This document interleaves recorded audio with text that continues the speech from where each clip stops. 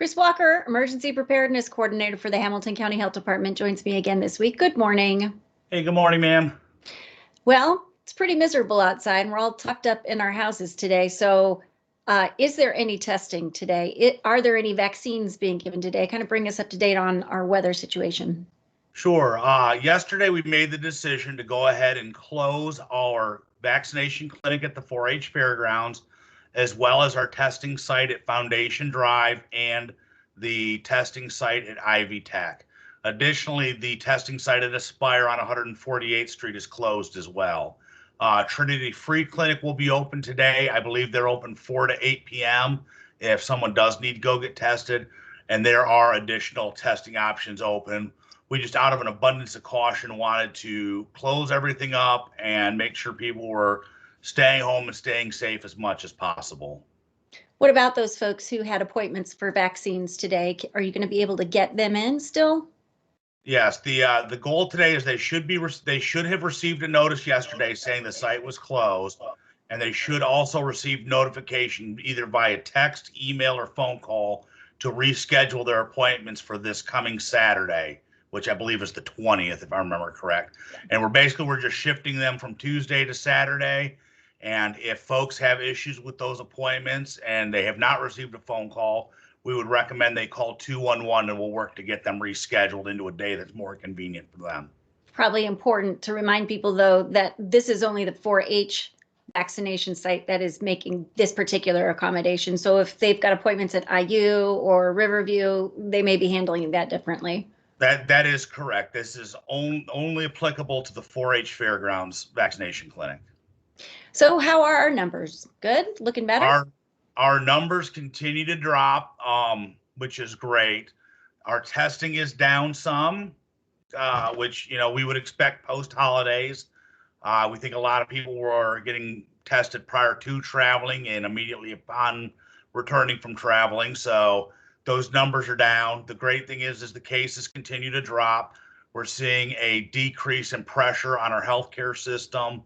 But I think I would attribute that to people having learned that the social distancing, the mask wearing, and all the other measures we've been talking about for the last year all actually work. And again, reinforce that when you look at our influenza numbers, which are basically non-existent. I think we looked the other day and we'd had, I believe, 3 deaths within the entire state, whereas the same time the previous year, I think we'd had nearly 40 for influenza. So I mean, the mask wearing, the staying home, the hand washing, all are doing amazing things for the public health. And we'd ask people to keep going and keep it up. Yeah, I think there are some folks who assume that we've vaccinated so many people that may be contributing to the numbers going down, but I think you would tell us that's not the case yet, correct? Right. At the end of the week last week, we had looked, and when you look at the overall number of people vaccinated versus the population, it was a little under 10%. And then when you factor out 18-year-olds and under, because they're ineligible for the vaccine, 16-year-olds can get Pfizer if they're eligible, but Moderna is for 18 and over. And if you factor out those age groups, that number only bumps to 12%. So that's not a lot of our county population. And, yes, that does impact our COVID population some, but that is not the main contributing factor to our numbers decreasing at this point. Let's talk just briefly about the importance of good mental health right now. I know you look outside, it's gray, we're all snowed in. We've been cooped up in our homes for over a year now. Spring's on its way, but these could be tough months for folks, just mentally, just seasonal affective disorder. So can you talk to that a little bit and where people might be able to find some help if they're finding themselves needing it? Sure. It's a tough time of year normally, being cooped up in the house for months on end. And now we add in basically our second winter of COVID.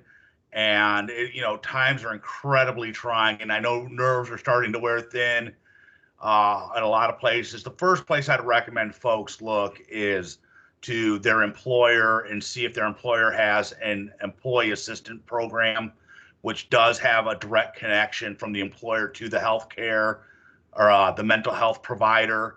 It is anonymous. It is a service typically provided by employers, but they do not report back to your employer what's going on. So that would be the first stop I would recommend. If you don't have access to that, I would recommend you call 211 and they can help hook you up with a provider. We're very fortunate in Hamilton County that Aspire has such a large presence that they're open and willing to assist the public, and there are other providers. But again, 211 be more than happy to assist with that as well. Anything else you want to add as we move through looking ahead at the week ahead? Spring is coming. We've got more weather coming this later in the week. It sounds like does sound like it's starting to warm up as well. So hopefully all of this that we have outside now will disappear in short order.